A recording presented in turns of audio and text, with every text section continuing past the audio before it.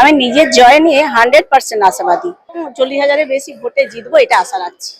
কুলপিতে তৃণমূল কংগ্রেসের প্রার্থী বর্ণালী ধারাকে 40,000-এর বেশি ভোটে জয়ী করার আহ্বান অভিষেকের। বিধানসভা নির্বাচনের প্রাক্কালে দক্ষিণ 24 পরগনার কুলপি বিধানসভা কেন্দ্র কার্যত রাজনৈতিক উত্তাপে ফুঁসছে।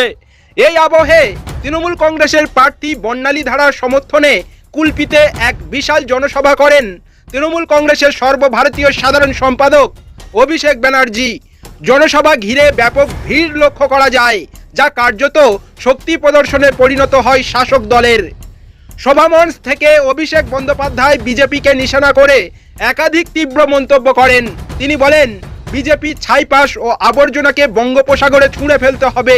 পাশাপাশি দক্ষিণ 24 পরগনার রাজনৈতিক গুরুত্ব তুলে ধরে হুঁশিয়ারি সুরে বলেন, এই জেলায় বিরোধীদের মাজা ভেঙে দেবে। তার বক্তব্যে স্পষ্ট ছিল নির্বাচনের আগে সংগঠনকে চাঙ্গা করার বার্তা। এদিন বিজেপি প্রার্থী অবনী নস্করকে কড়া ভাষায় আক্রমণ করেন অভিষেক। তিনি অভিযোগ করেন, সাধারণ মানুষের পাশে না থেকে যারা ব্যক্তিগত জীবনে বিতর্কিত আচরণে লিপ্ত, তাদের বিরুদ্ধে মানুষ উপযুক্ত জবাব দেবে। যদিও এই অভিযোগ নিয়ে বিজেপির পক্ষ থেকে পাল্টা প্রতিক্রিয়া এখনো প্রকাশ্যে আসেনি। কেন্দ্রীয় সরকারের বিরুদ্ধেও সরব হন তিনি। প্রধানমন্ত্রী নরেন্দ্র মোদীর নেতৃত্বাধীন সরকারকে আক্রমণ করে অভিষেক দাবি করেন, 100 দিনের কাজ বা আবাস যোজনার টাকা কেন্দ্র দেয়নি। তিনি চ্যালেঞ্জ ছুঁড়ে বলেন, কোনো বিজেপি নেতা প্রমাণ দিতে পারলে তিনি রাজনীতি ছেড়ে দেবেন।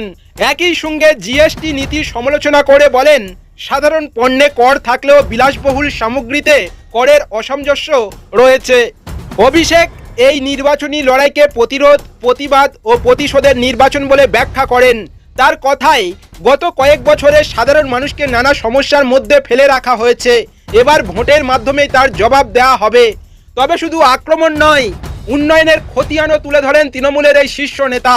তিনি জানান, কুলপিতে ইতিমধ্যেই লক্ষ্মীর ভাণ্ডার প্রকল্পে ৭৬,০০০-এর বেশি মানুষ উপকৃত হচ্ছেন।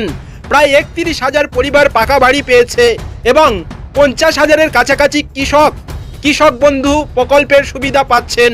এছাড়া যুবসাথী প্রকল্পের মাধ্যমে প্রায় ১৭,০০০ যুবক যুবতীর ব্যাংক অ্যাকাউন্টে সরাসরি অর্থ পৌঁছেছে। তিনি আরও দাবি করেন, ৮০ কোটি টাকা ব্যয়ে কুলপি বিধানসভা এলাকায় ১৯৭টি রাস্তা নির্মাণ করা হয়েছে, যা এলাকার পরিকাঠামো উন্নয়নে গুরুত্বপূর্ণ ভূমিকা নিয়েছে। জনসভা থেকে ভবিষ্যতের প্রতিশ্রুতিও দেন অভিষেক বন্দ্যোপাধ্যায়। তিনি কুলপিতে বিবেক ময়দানে আধুনিক স্টেডিয়ামে রূপান্তর করার আশ্বাস দেন। পাশাপাশি তৃণমূল প্রার্থী বর্ণালী ধারাকে ৪০,০০০-এর বেশি ভোটে জয়ী করার আহ্বান জানান। বক্তব্যের শেষ পর্বে কেন্দ্রকে ফের আক্রমণ করে তিনি বলেন, ভোট শেষ হলেই ডিজেল ও রান্নার গ্যাসের দাম বাড়ানো হবে। ধর্মের নামে রাজনীতি করা দলগুলিকে রাজনৈতিকভাবে দেউলিয়া বলেও কটাক্ষ করেন তিনি। তার কথায়, ওদের ভোঁ কাট্টা দিয়ে মাঠের বাইরে পাঠিয়ে দিতে হবে।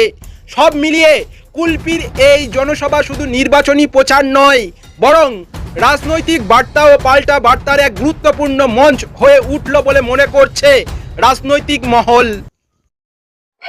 আমি নিজের জয় নিয়ে 100% আশাবাদী।